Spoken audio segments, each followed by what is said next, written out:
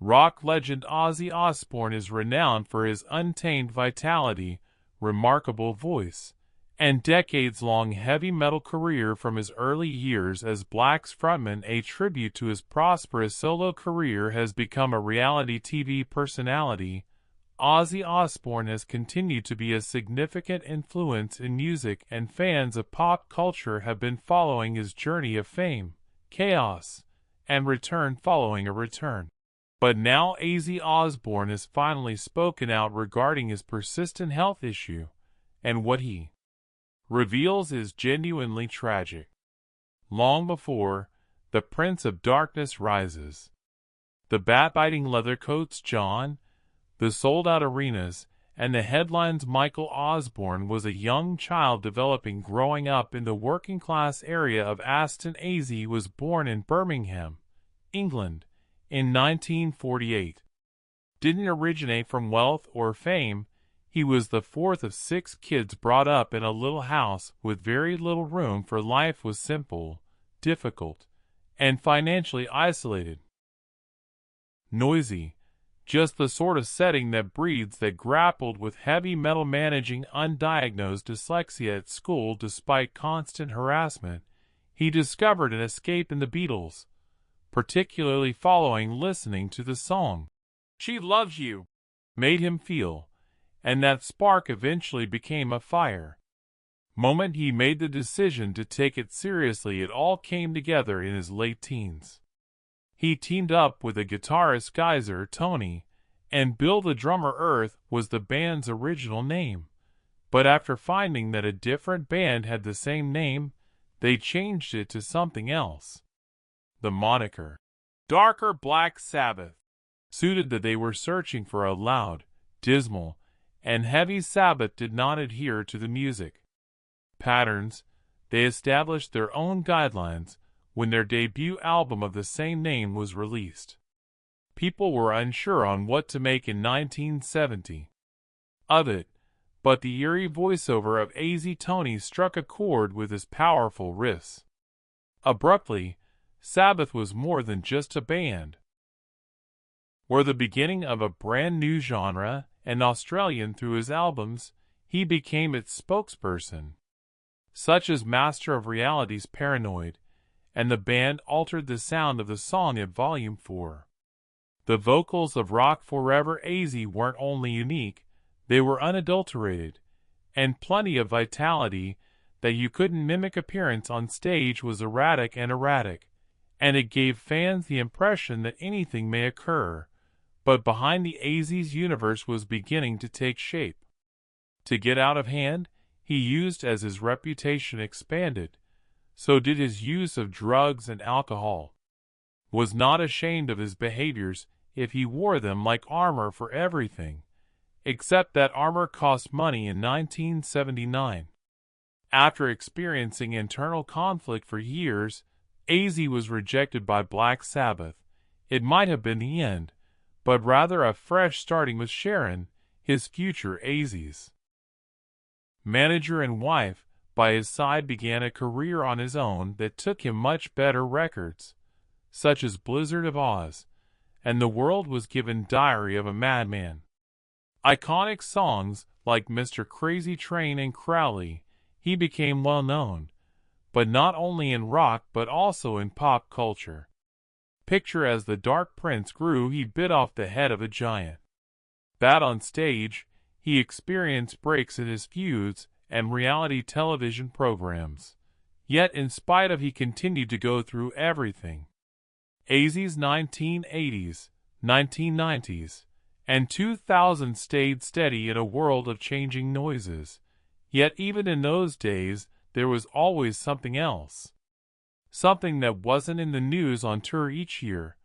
Every crazy moment was an additional drop in a cup that was gradually. The human body can only be filled so much, and Ozzy, in spite of the myth that he was still simply a man despite his celebrity and pranks.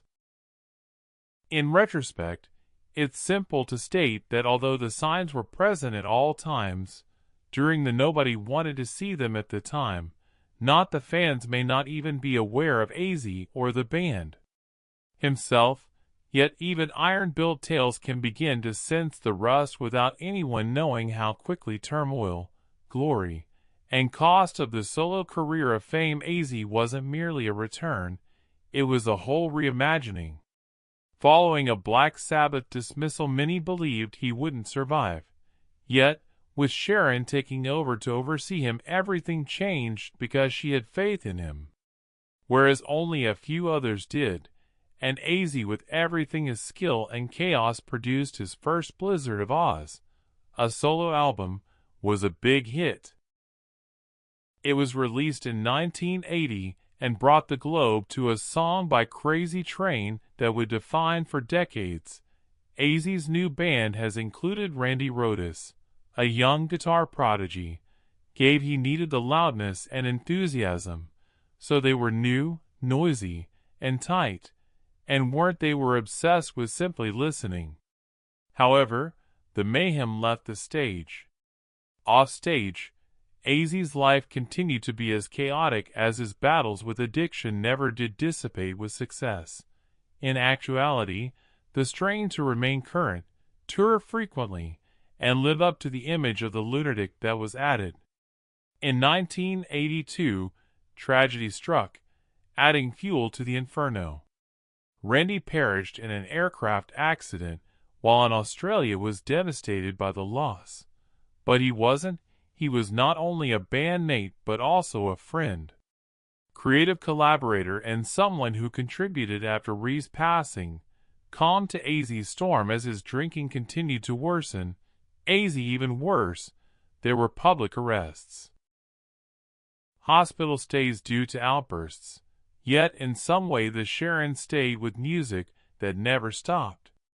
Throughout it all, she grew more. She was the glue, not simply a manager, preventing everything from disintegrating. Ozzy frequently claimed to have saved his life, not only after she placed him in treatment, but rejecting him. Inside the studio, she preserved his legacy despite the fact that he was unable to defend himself against in the 1980s and 1990s. Ozzy kept releasing No More Tears albums, and tour were released, giving fans another anthem in 1991, and as the fan base only expanded to include younger people. Whoever didn't witness Black Sabbath live turned into Australian viewers via late-night MTV programs, and ultimately the truth of the Osbourne series. It provided a fresh perspective on the myth's creator was a humorous man. Bewildered, kind, and erratic, the show made him a household name in pop culture. Repeatedly, but the TV image mumbled being unsteady and disoriented wasn't just there was something else for laughter. Continuing, people made jokes about it, attributed it to years of drinking, but the truth was slowly behind the scenes. Ozzy was much more subdued and grave. His body was in pain, and couldn't keep up with each tour drained more of his spirit. Every stride he took on stage was painful. His hand shook occasionally, and he collapsed more frequently, but Ozzy hardly ever discussed he continued to go forward because that's over time. He has consistently done. The signs became more difficult to ignore. Cancelled interviews on shows increased in frequency, were more difficult for fans to follow. Worried, but Ozzy said very little. He would either brush it off or crack a joke when asked. Removing the picture of the unbreakable rock, he didn't want to part with God.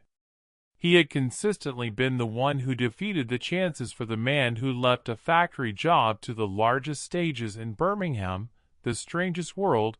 He endured. He lost his way of life in rock history. Several friends were very close to death, and still returned to many Ozzy's. It appeared invincible, yet even a legend has boundaries.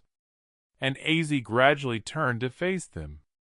The world used to be full of arenas and airplanes.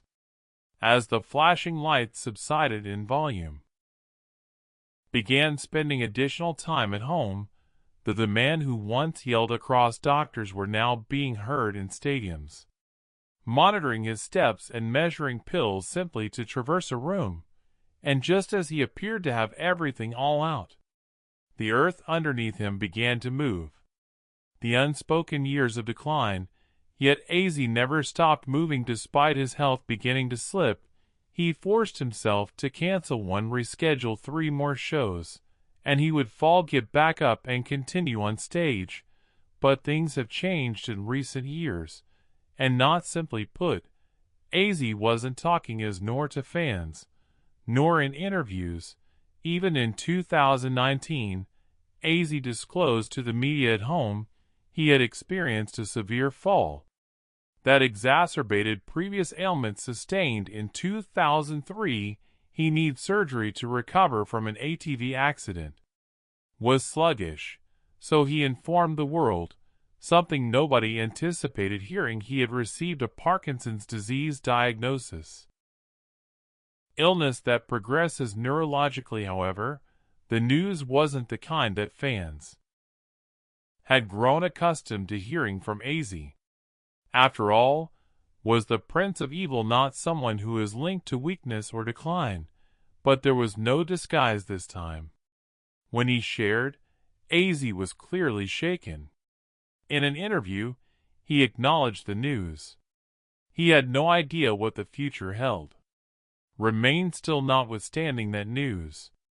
In an effort to remain active, he talked about recording new music once more.